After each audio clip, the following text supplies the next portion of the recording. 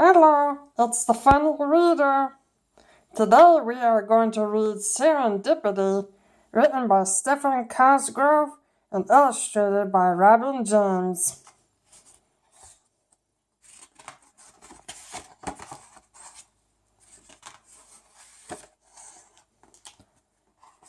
On an iceberg far south in the Antarctic sat an egg.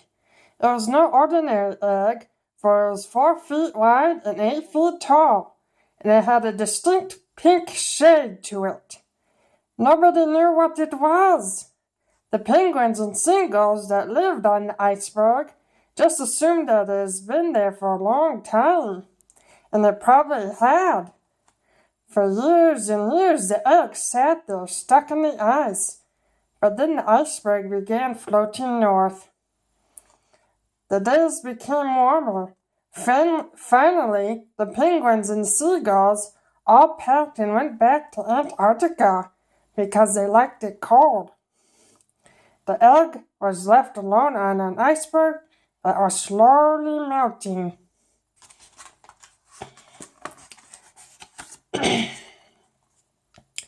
One day, a curious thing began to happen. The egg that had sat for so many years in the ice twisted and squirmed, crickled and cracked, and finally hatched. There, standing on wobbly legs and blinking her eyes in the bright sunshine, was heaven knows what. She was big and pink and scared. I guess for all practical purposes, you could say she was a sea serpent, though she really wasn't. She stood there for a while, just looking at everything there was to see. Suddenly, the iceberg rolled with a large wave, and she slipped and slid right into the water.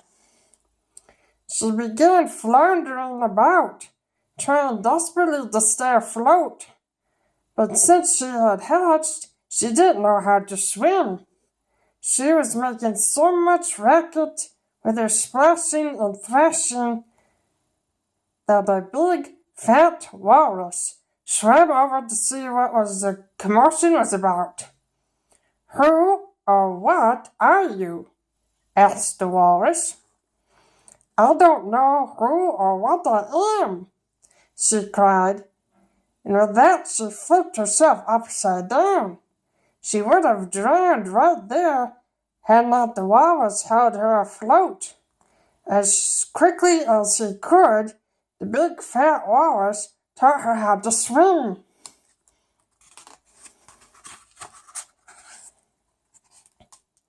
"Well," said the walrus, "now that you calmed down a bit, let's see if we can figure out just who you are." He slowly swam around her, for she was growing even as he was talking. You're too big to be a tuna and too small to be a whale. You have no feathers, so you can't be a bird.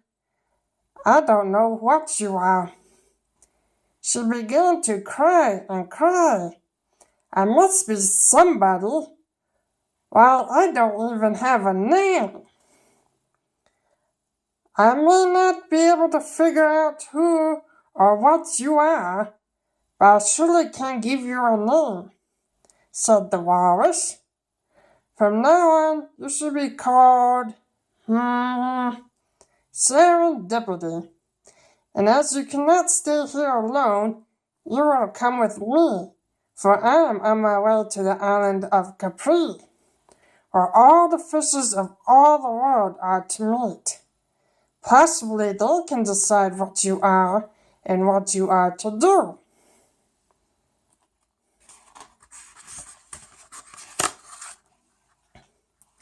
Since Serendipity had nowhere else to go, she set out with the walrus for the island of Capri. They swam and swam into the warm waters of the Atlantic Ocean. Every day Serendipity grew just a little bigger until the walrus was constantly swimming in her shadow. One day, as they were hurrying on their way, they heard cries for help just over the horizon. The two of them quickly swam to investigate.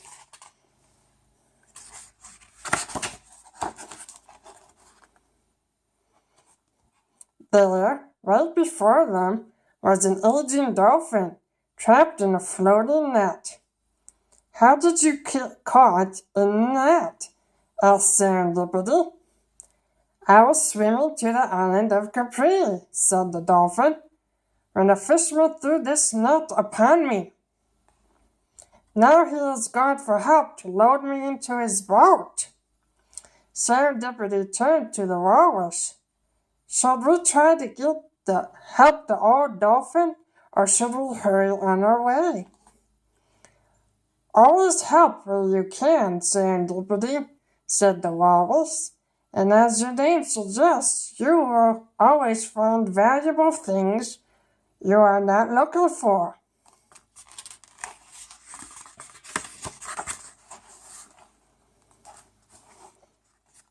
Serendipity agreed, and she and the walrus set about trying to free the dolphin.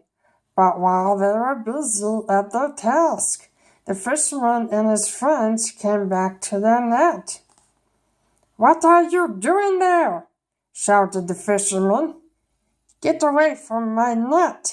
And with that, he started to throw a large harpoon at the walrus, who was cutting the net with his tusks. Without thinking of her own safety, Serendipity swam over to the boat. With a mighty heave, she flipped it over, throwing the fisherman into the water. The fishermen, who were sputtering in the water, so Serendipity carefully lifted them up and dropped them on the overturned boat, where they hung on for dear life. In the meantime, the walrus had freed the old dolphin, and the three of them quickly swam away.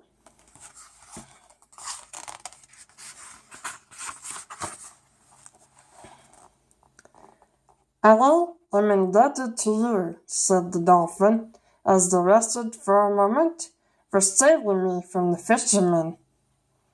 The dolphin looked at Serendipity for a moment and said, "I know the walrus, for he is a cousin of mine, but the likes of you I have never seen."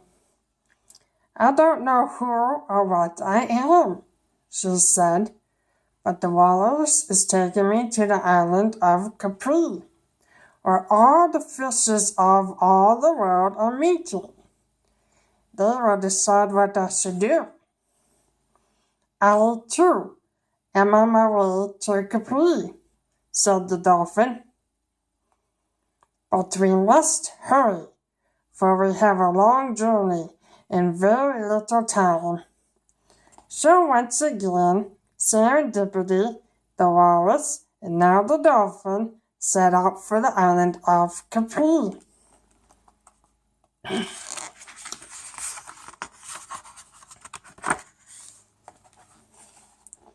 They had swum for over 2 days when suddenly the water began to turn dirty and brown.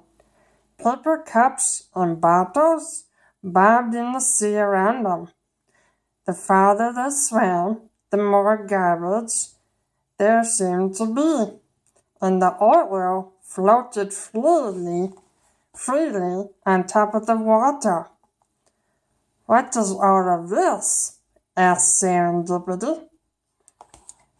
"Unfortunately," said the dolphin, "we must swim close to the land on our journey, and the land dwellers throw their garbage into the sea." By this time, they were unable to move at all because of all the garbage and junk floating on the water. "Would it not be wise to dive low and swim away from all this?" asked Serendipity.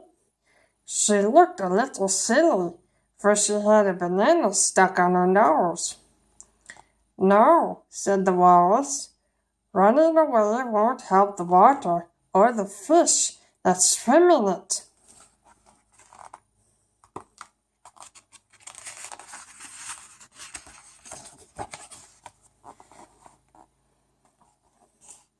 Serendipity, over the past few days, had grown bigger and bigger till now she towered over the walrus and the dolphin. Because she was so big, she had more garbage and oil on her than the other two put together.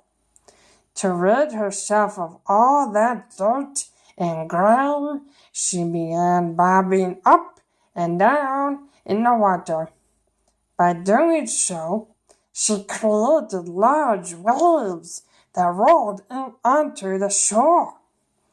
Finally, she took one last dunk. She made such a large wave that it carried all the oil, all the garbage, and all that junk, and threw it right up on the shore, and on top of all the land dwellers who had thrown it into the sea to begin with.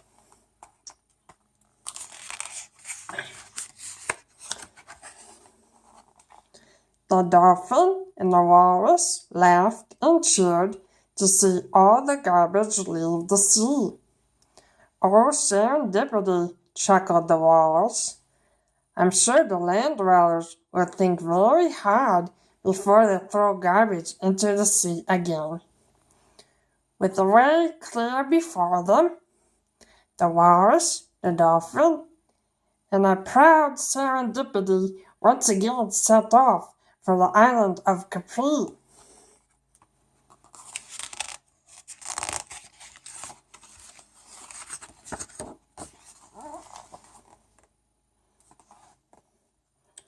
After a long and tiring journey, they finally arrived at the island of Capri.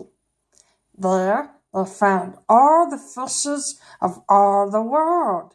It was quite a sight to see. There were giant whales, tiny shrimp, chunky tunas, and slippery salmon, just to name a few. We must leave you now, said the walrus and the dolphin, for we have much to do. And with that, they swam away from Serendipity into the million crowds of fish.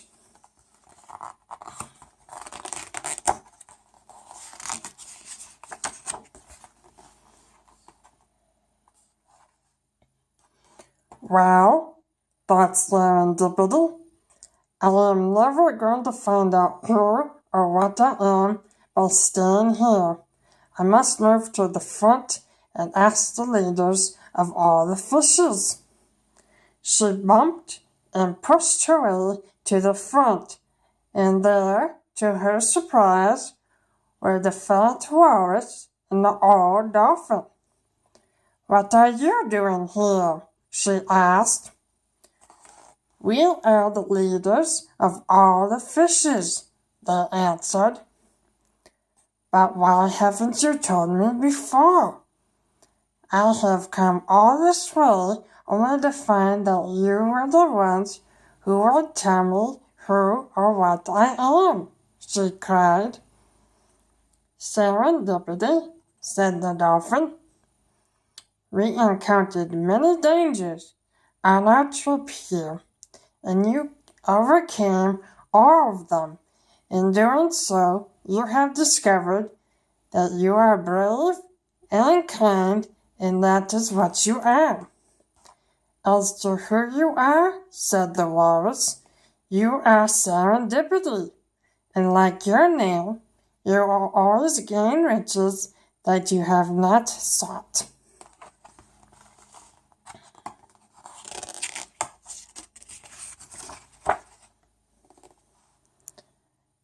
That is all well and good, said Serendipity, but now that I know who and what I am, what am I to do? As you are now the largest of all the fishes of all the world, said the walrus and the dolphin, we hereby proclaim that you shall be guardian of all the seas. It shall be your duty to protect the waters of the world from the land dwellers and make sure that the oceans stay clear and blue. If you ever throw your garbage in the ocean, lake, or sea, you better start to roaring, for there will be serendipity.